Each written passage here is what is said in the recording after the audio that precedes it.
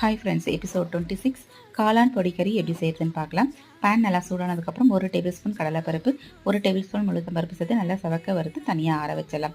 அதே பேனில் கொஞ்சம் எண்ணெய், வெண்ணெய் சேர்த்துட்டு 3 பச்சை மிளகாய் நல்லா பொடியாக கட் பண்ணி சேர்த்துக்கலாம். ஒரு கொத்து கருவேப்பிலை சேர்த்துட்டு அந்த எண்ணெயிலே அந்த காரம்லாம் இறங்கணும், நல்லா வதக்கி வச்சுக்கலாம்.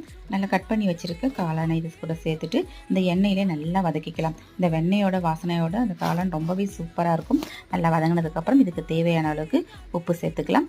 கொஞ்சமாக மஞ்சள் சேர்த்துக்கலாம். தனியாத்தூள் 1 ஸ்பூன் அளவுக்கு சேர்த்துக்கலாம். காஷ்மீரி மிளகாத்தூள் 1 ஸ்பூன் சேர்த்துட்டு இந்த மசாலாலாம் இந்த எண்ணெயிலே நல்லா வதக்கிக்கலாம்.